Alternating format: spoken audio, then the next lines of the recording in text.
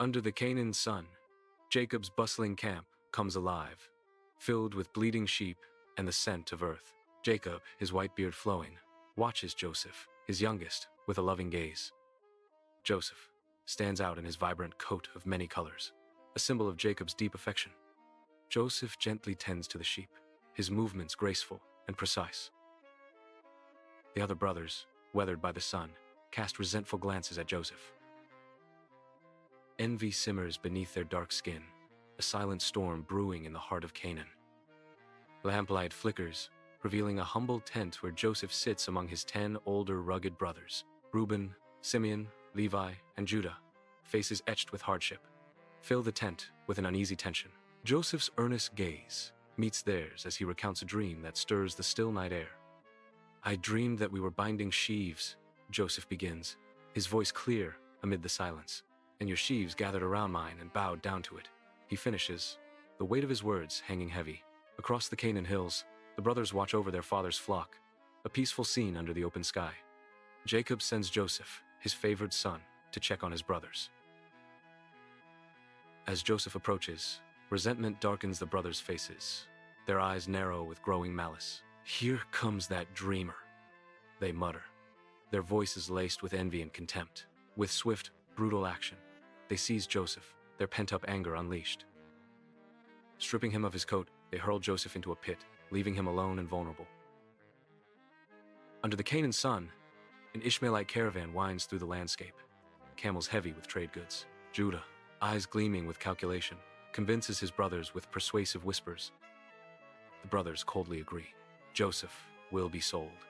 Silver changes hands in a swift, heartless transaction. Later, Joseph's coat is soaked in goat's blood, a gruesome tableau of deceit taking shape. The brothers approach Jacob, their faces masks of feigned sorrow and false grief. Jacob stares at the bloodied coat, his face collapsing in unimaginable anguish and despair. Under the scorching Egyptian sun, Joseph is brought to a bustling marketplace, a new chapter unfolding in a strange land. Sold as a slave, his eyes reflect a mix of fear and resilience, a quiet strength amidst the uncertainty. Potiphar, a stern officer of Pharaoh, surveys Joseph, assessing his worth with a calculating gaze. Through tireless work, Joseph quickly earns Potiphar's trust, his integrity shining brighter than the desert sun. Fields of wheat sway gently, symbolizing the prosperity Joseph brings to Potiphar's estate. Though enslaved, Joseph's spirit remains unbroken, hinting at the destiny that awaits him in this foreign land. In Potiphar's opulent house, his wife attempts to seduce Joseph with whispered words and glances. Joseph, resolute, refuses her, creating distance between them.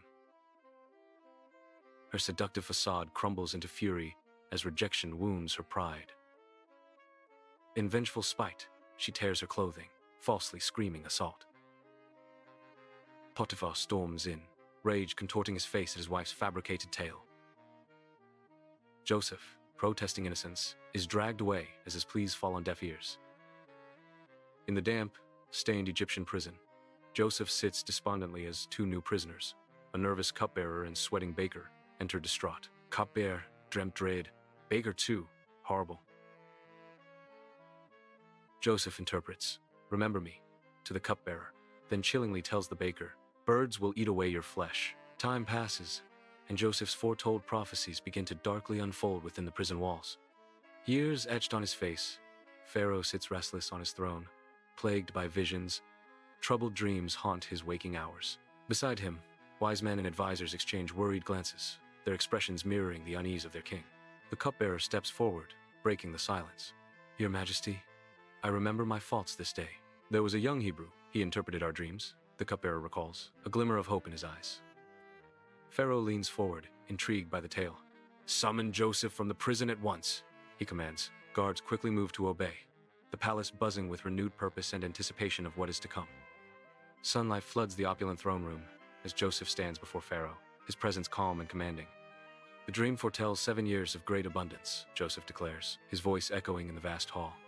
"But after them will arise 7 years of famine," he warns, his words painting a bleak future. "Let Pharaoh select a discerning and wise man," Joseph advises, "and set him over the land of Egypt." Inside the opulent Pharaoh's palace, the air crackles with anticipation as Pharaoh acknowledges Joseph's profound wisdom. With a sweeping gesture, Pharaoh removes his signet ring, a symbol of supreme power, ready to bestow it. The ring slides onto Joseph's finger, a golden weight of responsibility and authority. Servants swarm forward, their movements swift and reverent as they prepare to adorn Joseph.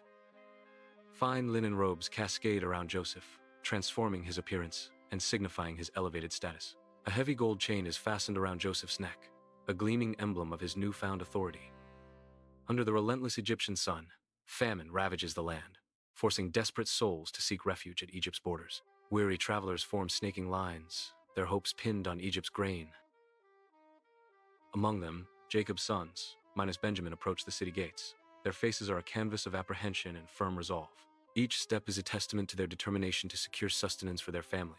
The weight of responsibility is etched deeply in their expressions as they near the city. Sunlight floods the Egyptian granary, illuminating swirling dust motes as Joseph, richly dressed, observes the scene. His brothers enter, travel-worn and filled with anxiety, unaware of Joseph's true identity. The weight of responsibility is etched deeply in their expressions as they near the city. Joseph's gaze hardens, his expression turning stern, ready to confront his unsuspecting kin. "You are spies. You have come to see the weakness of the land," Joseph accuses, his voice echoing in the vast hall. Joseph gestures to his guards, the silent command amplifying the tension in the granary. Joseph gestures.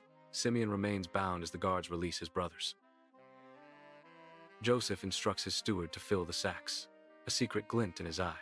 Unnoticed, each brother's silver is returned, a hidden test laid in their path. Joseph's voice hardens. "Bring Benjamin back to me. Only then will I know you speak the truth." Under the Canaan sun, the brothers arrive, their faces etched with the weight of their tale. They recount their journey, each word painting a vivid picture of trials and tribulations. Jacob listens, his expression shifting from hope to growing dread with each passing moment. His face crumples, grief carving deep lines as the weight of Benjamin's fate crushes him. The realization of potentially losing another son sinks in, a silent scream trapped in his heart. The brothers, weary, stand before Joseph in his grand palace. Relief washes over them, a stark contrast to their long journey. Benjamin shuffles, anxiety etched on his young face as he stands beside his older brothers. Joseph's gaze pierces through the crowd, locking onto Benjamin. Suppressed emotion flickers across his face. A subtle smile curves Joseph's lips, masking the complex machinations of his elaborate plan. With a silent gesture, Joseph signals a servant, setting the next act of his test into motion. A glint of silver catches the light as a cup is strategically placed near Benjamin's belongings. In the grand palace, Judah kneels, his voice cracking with desperation as he pleads before Joseph. Judah offers himself as a slave, a sacrifice born of remorse and brotherly love for Benjamin. A profound shift ripples through Joseph as he witnesses their loyalty, his stoic facade beginning to crumble. Joseph's eyes widen, a storm of emotion gathering within as he fights to suppress the truth. His voice trembles as he finally utters the words that will shatter the carefully constructed charade. "I am Joseph." The question with anticipation and disbelief. Is my father still living? Biblical story, found in Genesis 37-50.